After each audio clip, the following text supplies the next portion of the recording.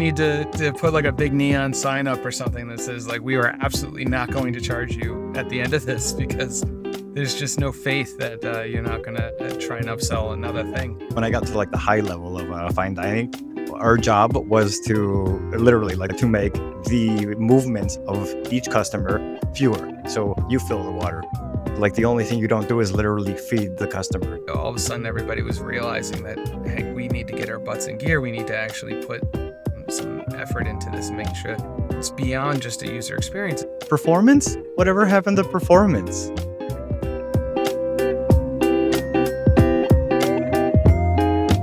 Welcome to Impressive Hosting, where we seek to uncover the core tenets of great WordPress hosting. And I am your host, Jesse Friedman, and with me today and back from the last episode is Christos Paloukas. Thank you so much, Christos, for coming back. We had such a great conversation last Happy to be here. Talking about the intricacies of optimizing your website. We were touching on the benefits of managed WordPress hosting and what it does for helping you to optimize your website, and the responsibility a host has to an end customer to make sure their site is optimized and performing well. But we kept diving in deep enough to get into the ways in which you do optimize your site or look for pain points or problem areas within your site. So it's a little bit of educational podcast on helping to identify the foundational layer a host should offer, but also getting into the details around how to actually optimize your site. So it's a good conversation. We want to keep it going. One of the things that we were talking about was Presidium's presence in performance optimization for end customers, and I think you're doing something a little bit unique in that you're going in and actually getting your hands dirty and helping customers to optimize their site, where I don't think that's a common practice with many managed WordPress hosts, to actually go in and do that level of performance and optimization.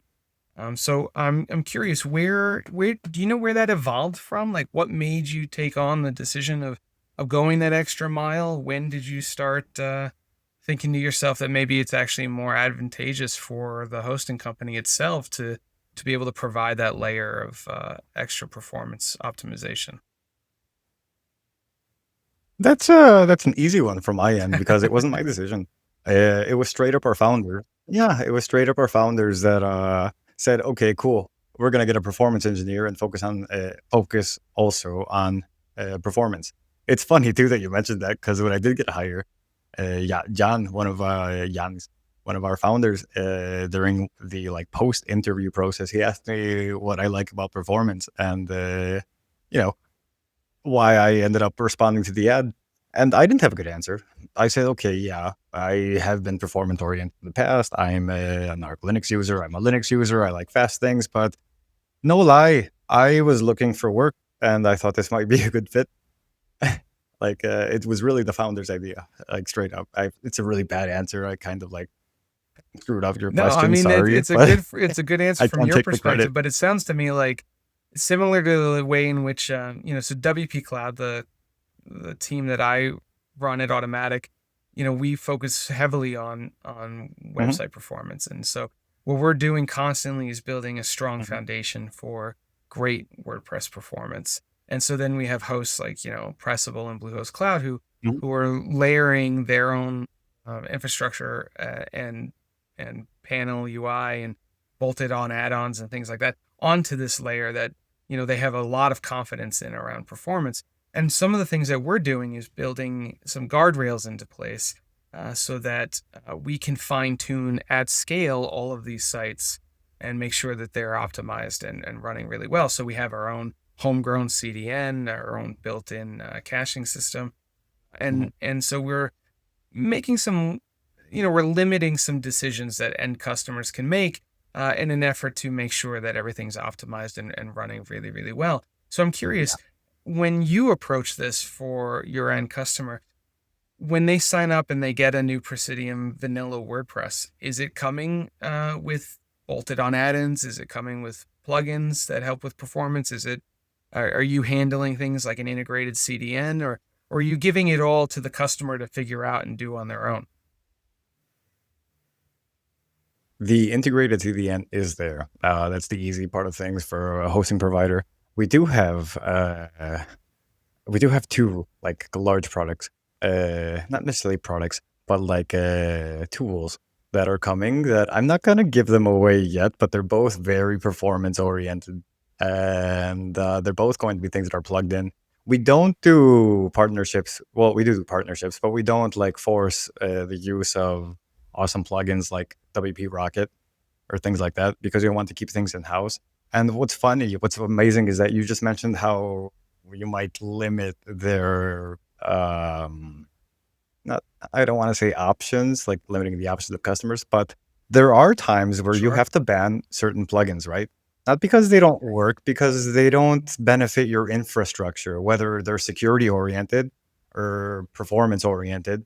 They might actually cause more harm because you've already kind of figured it out in a sense. Maybe not the best way for every single particular site, because like we said before, every site is very different, right?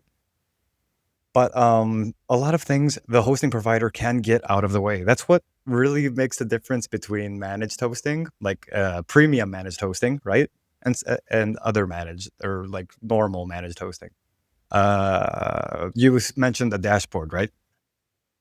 I do remember times where managed hosting just meant, oh, you don't have to use cPanel or web admin or virtual min or whatever, like admin panel that was given to you by your hosting provider.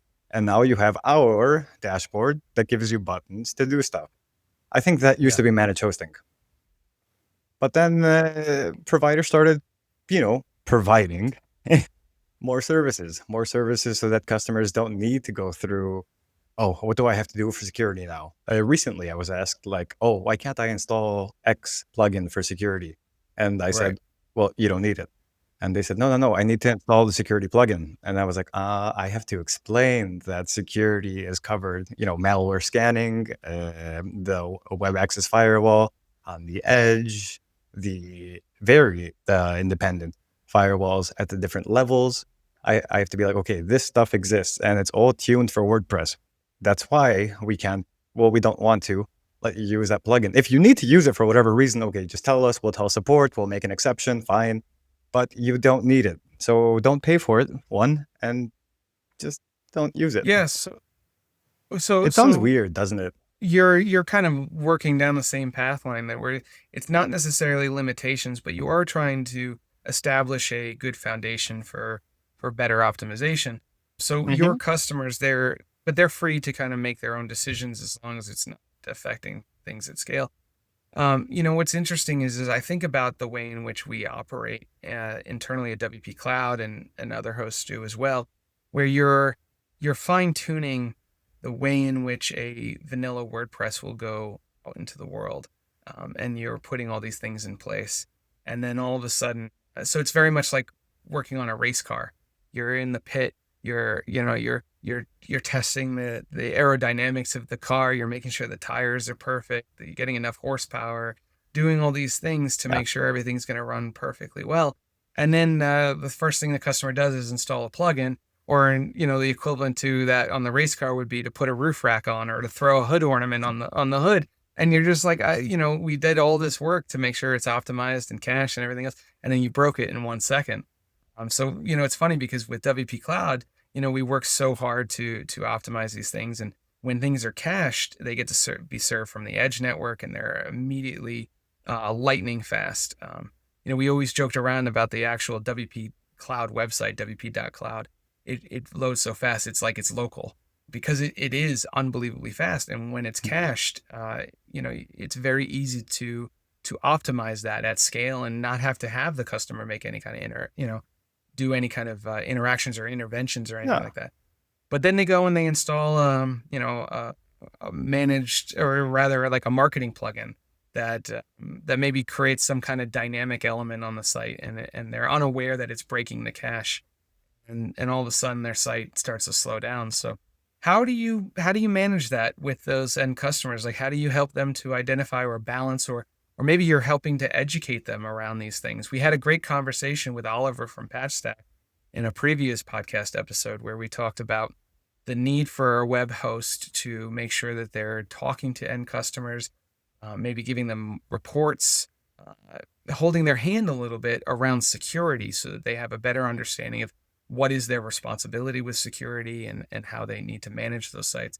But I'm curious, with performance, are you doing anything to kind of increase the education for that end customer, help them to understand what they're responsible for, how to look at a plugin in the right angles to make sure that it's not going to affect performance? Or is it typically kind of wait and see if they have like a significant enough problem that they're picking up the phone and calling you? We do want to jump we do want to jump ahead and actually get in touch with the customer before they get in touch with us, whether it's your site is down or your site is slow, but that's not always going to work. And they're going to end up talking to us sometimes, right? As far as education goes, it's really hard. Sure, there are blog posts. Sure, I want to make, some more videos and get the word out there. But okay, for security, what you mentioned with Oliver, there's the thing that we talked about like just now with the dashboard, right? The dashboard used to be for just pushing buttons so you don't have to use cPanel. Now, why limit yourself to that? We expose performance, like really nitty gritty performance metrics through the dashboard. So if the customer wants to click the performance tab within the Presidio dashboard, they can see what's slow, like, what page is slow. And then if curiosity does take place, or if they have a question and they just open like a support chat right there, because it's a support ticket. We don't do live chat because live chat doesn't really work, if you ask me, because you end up having like some AI bot talking to you, or you have some like first level of support talking to you. We have an integrated ticket system within the dashboard that looks a lot like a chat, but no, it's a ticketing system because chats cannot be tracked the same way tickets can be, right? Especially when you're collaborating with like a team.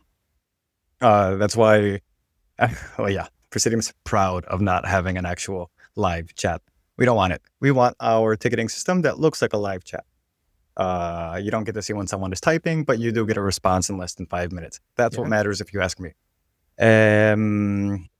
So if you go into the dashboard and you actually go into the performance stuff, you'll be able to see what's going on with your requests. You can also track your requests for like things like a service unavailable pages, the 503s. But we get notifications from that internally, and we're going to end up talking to you if we see too many of those. Be like, hey, you have a problem. So no, I don't know if we do anything like, there's always the performance audit thing, which I don't think a lot of customers take advantage of. I don't know what they're afraid of. It doesn't cost anything. Like, it's actually concerning. So not between us, but between us talking now and everyone listening, it's I there. It's find that a free. lot of people Just, have to have request it trust. at the end of it. So the trust comes from, I need to trust you that you're not going to waste my time. I need to trust you that I'm actually going to get something valuable. And then I need to trust you that you're not going to force me to buy something in order to uncover something. And we see this on the web, the nature of the web and the way in which you interact with it. It's so common for you to take the time to fill out a form, or, it's silly, but it's a good example. Like, you see these people who take these IQ tests online, right? And they go through the whole process of taking the whole test, and then it's not to the very end. Then when you want to see your results, that you have to actually pay for it, right? Yeah. And so, it's hard at times, I think, to try and convince somebody that you're actually genuinely trying to help them and you're not trying to, corner them into paying to get out of it. But they've already paid. They're subscribers. They're customers. This is what I don't understand. If you're not a paying customer and you see the form, yeah, you know what? Fine. Maybe it's a marketing funnel. But you're already paying for the service. I think sometimes you need to put like a big neon sign up or something that says like, we are absolutely not going to charge you at the end of this, because there's just no faith that you're not going to try and upsell another thing. It's a common thing within the hosting industry, like the way in which hosting companies tend to make money is they'll get you in the door on very, very cheap hosting and then upsell you a variety of things. And so you end up paying the $20, $30, $40 a month anyways. But it's only because it's all the piecemeal things that you had to put together. Whereas if you went with a managed WordPress host that bundles all this stuff together, it seems expensive up front, but in the end, you're probably saving money. Exactly. I'm so glad you touched on that. So WP Cloud does a bunch of stuff for security and performance, right? Presidium does a bunch of stuff for security and performance. What if you had to pay separately for your CDN. That's plus $20 a month on Cloudflare. What if you had to pay for something good like WordFence, right? And actually have like the web interface for WordFence too. That's another. I don't know how much WordFence costs. Another 20. Yeah. And what if you had to pay for what else is there? Oh, maybe extra tools. Like small stuff. Like broken link tracking. Broken link tracking is something that you can implement on your side of things to a certain extent without like crazy effort, right? Okay, it's hard. It has to be scalable. It has to work and, for all your customers' websites. But that's like one little feature that you can save them from having to buy something else. All this stuff is bundled with us, with you and me, and lots of other managed hosting providers. And they look at the pricing page and we get oh, this is expensive. It's not. Plus, support. Your support is probably just as good as ours, right? You probably have Yeah. like engineers there to help people actually solve their issue. Maybe support zero escalation policies like we do too. Yeah, every one The of our support equivalent, specialists knows how to build an actual WordPress website. They can perfect. help you with the intricacies of optimizing it, installing plugins, all those things. And we touch on the core tenets of what makes a great managed WordPress host. And I think that's the key. And that's something that we've been noticing with actually WP Cloud partners and folks that we have on this podcast, like yourself, Yeah, that providing a higher tier level of support out of the gate is a very important aspect of providing superior hosting. exactly. Otherwise, you need maybe both a dedicated DevOps engineer and a dedicated developer. And that's going to cost you, at least if you go with the cheapest option, $5, $10 an hour. And if you go with like, more, I don't know, experienced people, it's going to go 20, 30, 40, 60, $80 an hour. And we Yeah. have it there for you, both you and me. Okay, maybe not to the extent of like, having a full-time dedicated developer, but how many sites at either WP Cloud or Presidium hosts need a whole new full-time developer aside from the people that actually work on the website already? No, you just need someone there for either tough times or either something's not working or you missed something. You're human. You didn't see it, Right. right? Yeah. That's what the support's there for. Plus, like I mentioned before, I do think that okay, I don't know about the WP Cloud. I know that Presidium definitely crosses the demarcation point more than often when it comes to support. These are the interesting thing about WP Cloud is that the hosting company gets to decide what they want to do there. So they're bringing in our infrastructure so they can focus on what they want to do to differentiate themselves in the market, which is why, for example, I always like to call it like Bluehost Cloud gave all of their customers tier 3 phone support. So you pick up the phone and you immediately get connected, no wait time, to someone who actually knows what they're talking about. Convesio was on the podcast and they were talking Well, about how their end customers direct access to a Slack channel to have a more meaningful relationship with their support staff, and so they can actually talk and feel like they're in a space where they're together as a group. So I think support is a primary factor for great WordPress hosting. But I think what's unique here is that you're a person who's dedicated to actually helping to optimize the site in a time when it's a really stressful thing for that end customer. We talk about security all the time on topics around WP Cloud as well, and it's some of the features that we have that we put in place are things that I love to talk about because they're a mix of simultaneously providing a fantastic experience to the customer, but alleviating them during what would be the most stressful points in their lives. And you talked about the price of a website and how cheap, people expect the website to be. But when you're building a business on the back of a website, or, even if it's not a business and it's not making you direct funds, but it's something you're passionate about, yeah. the stressors of security issues, performance issues, these are the things that cause the most anguish in your life. And then you need support. And if you're going to, you know,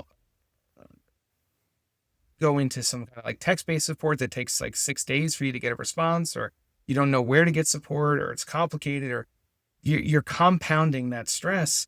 And then that end customer ends up thinking like, this is not just this host's issue, but this is WordPress. And then part of that blame goes to WordPress as a whole. And that's just bad for the ecosystem. And Yeah. then, and another thing that you touched on too is that like when a hosting company is piecemealing things like security, things that are vital to the functioning of your website. That is not only a detriment to the end customer, but it's also problematic for the hosting company in a sense because it becomes optional. You talked about how you're bolting on all these different things and it becomes $5 for this, $10 for that, 20. When backups are an optional thing or security scanning is an optional thing, the customer's going to choose 9 times out of 10 not to pay that extra fee, especially since they think that their site is, it's my personal site. Why would anybody ever want to hack it? And so all of a sudden, you have a less secure section of the internet, and a larger part of the ecosystem that's less secure. And the same thing goes for performance. If you're making Yeah. things like CDN, if you're making things like caching, if you're making things like image optimization optional, then all of a sudden you have a larger portion of the internet being slower. And it's funny because I go to these conferences and I have these meetings, and I've been to the actual Google offices, and you would think, it's always funny to me that you think that their biggest concern is just highlighting the sites that have the highest performance. But in fact, what they talk to us about is how do they help us to make the general the internet faster, because they don't want to cherry pick the content that is just behind the highest performance sites. They want to see a larger portion of the internet optimized. And so then they get involved in actually asking the questions like, how do they help to increase performance? So it's a major thing across the industry, and a concern for everybody involved is how do they keep sites optimized? And it's especially difficult when you're working on a platform that's fully extensible by tens of thousands of plugins and themes, and Mhm. sometimes we're closing the gap between the knowledge required to build a site and to launch a site, and not always closing the gap between like the understanding of what it is to evaluate a plugin or a theme to make sure that it is performant. And I think sometimes there's a bit of a Good gap there point. where those customers don't know how to look at a plugin and say, is this actually going to affect the performance of my site? I like that. That's a really good point. So philosophically, you could take performance all the way down to literal sustainability and how much, I don't know, crude oil is burnt to make CPUs work, right? I mean, If you really want absolutely. it. Yeah. If you look at the greenness of our industry, the larger the Yeah. processing time, the more you're loading, the more bandwidth you're consuming, the more trees you're burning. Yeah, there's that. I liked what you just said now. You don't know about the plugin though, right? So you don't know what one single plugin, and okay, fine. You're gonna think it's just one plugin. You're gonna think it's just one plugin on your one site. That's the equivalent of taking your trash, your like recyclables, and throwing them in the trash, or literally burning them outside of your home because you're just one person, one home, one Right. bag of trash. I don't know if there is a process in WordPress yet for evaluating the performance. Well, I know there isn't for evaluating the performance of plugins before they get on the repo. That would be amazing, wouldn't it? I think something along those lines would be fantastic. And I think what we need for that to happen is, we talk about the responsibility that hosting companies have Yeah. to the ecosystem. And it's funny because I keep looking at these, having these conversations with folks who are patching security issues with plugins, who are identifying them as performance hogs, or there's Mhm. memory leaks or whatever. And a lot of times that's kind of where it stops. A hosting company will identify that, they'll tell that to a customer, they'll put it in a library of documentation saying, hey, when so and so calls in and they're having a performance issue and this plugin is present, it might be the culprit. But do they go further than that? Do they communicate that back to the plugin developer? Do they help to patch that issue? Do they help to provide the level of education that is needed to make sure that people understand these things? And that kind of circulation of information is not only a responsibility to hosting companies, in my opinion, but it's also really super important to the ecosystem to make sure that people are understanding where the pain points are for customers. Yeah, it's very open sourcey too. Like, so everyone is full open source on contributing code and helping each other. And I don't know what you mentioned about security. Security was always in. I remember I had a podcast with Remkus, Remkus de Vries, the performance engineer. And we kind of had a bit of a laugh around the security. Why? Because usually, not in development, but in systems, usually if you leave stuff as default, usually it's secure. Because, security has been being built in IT since after the ARPANET when it was actually needed. Because in the beginning, you didn't really need security because no one was online, right? Performance? Whatever happened to performance? Do you think it's Yeah. time, for pivotal shift? Do you think it's performance's turn? No. I think that security, it's funny because we just had this conversation too. I think that security is getting better at being more vocal as an important foundational element to all hosting and making sure that customers understand the need for security. But I think performance has always been taking a seat further up in the car in terms of priority by end customers. And the reason for that is because, if you rewind 6 or 7 years when Google started saying, maybe it's even longer than that, I forget. I've been in this industry for 20 years now. Remember when Wow. Google started announcing that performance was going to be a ranking factor, right? That was immediately, all of a sudden, everybody was realizing that, hey, we need to get our butts in gear. We need to actually put some effort into this and making sure it's beyond just a user experience. It's actually going to cost us money. It's going to cost us our Yeah. rankings, things like that. So I think it's funny because I think an end customer is probably a little bit more aware of the need for their site to be optimized than they are aware of why their site might be vulnerable or need added security. But I think it's easier to do security at scale than it is to do performance at scale. And so you kind of have this mismatch there a little bit. And so a lot of the fine tuning that's required with an individual site, and we talked about that hood ornament. It's so easy for them to throw that hood ornament on the site that you have to continually revisiting these things. And so that's why, it seems like you're doing it at Presidio and we're doing it at WP Cloud, where we're constantly checking Mhm. the performance of a site, checking in on seeing what's going on. They can contact us and we can help them to improve that site. But I think also too, there's a responsibility from the host to try and create ways in which a customer can't screw it up as much. One thing you talked about in the last episode is that diagnosing performance issues. You went to let me go see like how big is the image on your homepage, and all of a sudden you realize that there's this enormous image. And why is that? Well, it's because I'm a typical end user.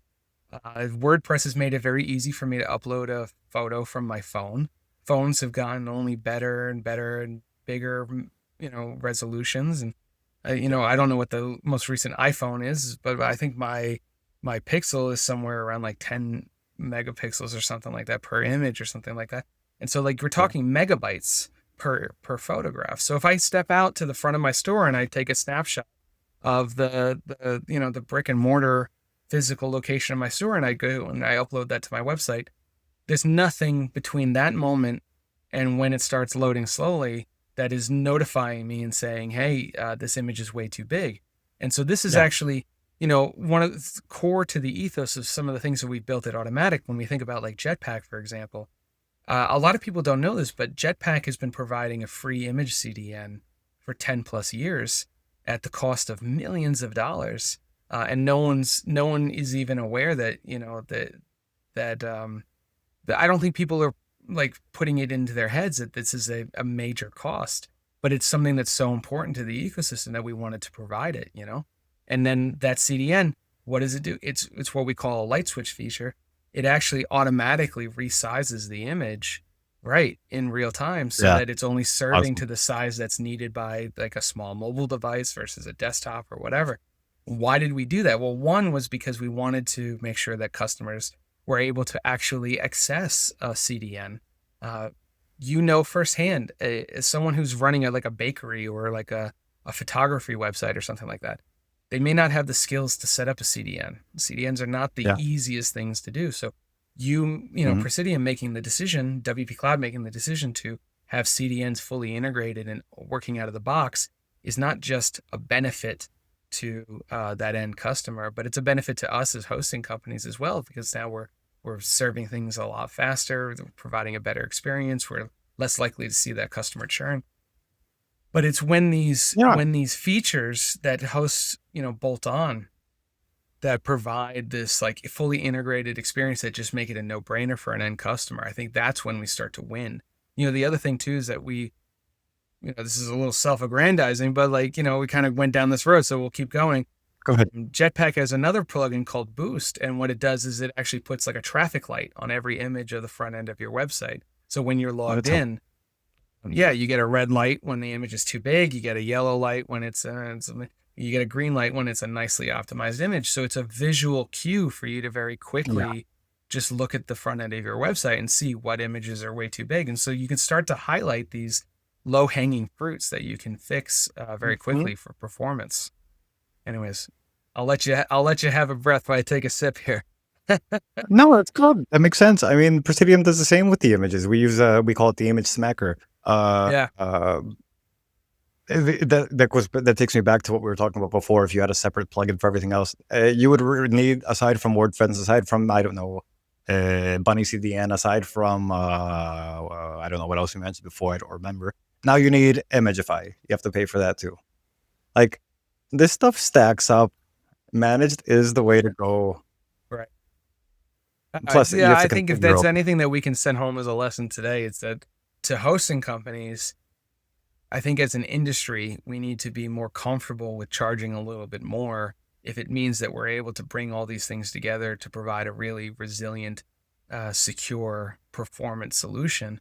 And in that way, the end customer isn't paying $2-3 for hosting and then wondering why they're having a bad experience, which always leads to problems for the host, problems for the ecosystem, problems for open source as a whole, because those problems lead to them blaming WordPress, for example, for those issues, when in fact, you have a responsibility if you're selling WordPress to provide a better experience. So anyways, I think that's a great place to take a quick pause here. We have a couple community questions. Anyone who's listening at home, if you're interested in asking, you can go to impressive.host and ask a question. We'll try to answer it on the podcast. We did have a couple questions for you, Christos, but I think we might have covered them. One question was, what makes managed hosting? What should be required for a host to call that their service? And is that a moving target? I think we've answered that. I think this 2 episodes of this podcast were about that topic, but do you have any last minute things you want to add to that? I'm going to say yes to the last part. If it's moving, because you always have to, I don't know, not add more to keep people happy, but add more to do your job even better. Not necessarily add more, but optimize your service for yourself, like you said before, and for your customers, and for the greater ecosystem. What is managed hosting? Everything we said before. Just rewind and listen all over again. Okay, so basic managed hosting, you get a dashboard. Fine. This is what it used to be. After that is, can we make your life it's a concierge service. So it's not going to the drive-through, getting food and eating your ready cooked food at home. Sure, you don't have to cook it, but no, you're actually going to a nice restaurant, fine dining. You're having people serve food, put the food on your plate. I used to be in service for a number of years, like on and off, 7-8 years, right? And when I got to like the high level of fine dining, our job was to literally, like, this is what our F&B said, your job is to make the movements of each customer fewer. So you fill the water, right? You don't wait for the customer to fill the water or fill his wine. And if you got like bruschetta and you're trying to serve, you're going to take each one with a spoon and a fork like this and put it on the customer's plate. Like, the only thing you don't do is literally feed the customer. So we have fewer steps for the customer to take. That's managed hosting, if you ask me. It's a concierge service. I like that. So managed hosting is plating your bruschetta. There we go. All right. One more question. At what point should a user consider switching hosts because of their website's performance? Or from the hosting perspective, how do you explain to people they are making the website slow, not their host? So I think this is an interesting question, because at some point you're going to reach a breaking point, right? You're the hosting company, and in your case, you're working to optimize these websites. It's in your diagnosis of what's going on, you're going to be able to point to, you installed this plugin, this theme has a memory leak, or You're using images that are too big. You disabled the CDN, whatever it might be. But from a user's perspective, if the host is trying to fix it, or they're not giving them the help that they need, how does an end customer understand that they would actually get higher performance at another hosting company? Is it a matter of just moving the site into a staging environment on that new host and just giving it a test? Is there a way in which they can identify that they would actually do better with a different hosting company? In other words, how do they know to call it quits with that hosting company and say it's time to move on?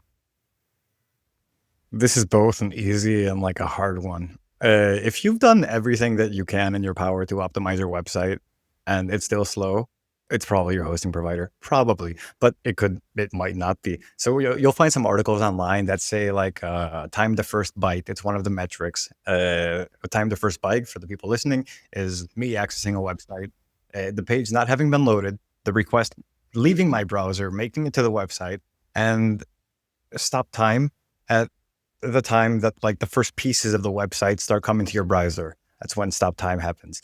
There's a misconception that like the hosting provider is the biggest issue there, because wait, it's not just the hosting provider. Sure, it has to go through the network. It has to make it into the network of the hosting provider. But then WordPress has to work. PHP has to run. MySQL has to, maybe, depends on the request, has to work. All the components have to work. If they have to work a lot more than they needed to work because you've got like a bloated theme or bloated plugins, then time to first byte is not the hosting provider. Sure, it might be. But like anything in performance, even in cars, right?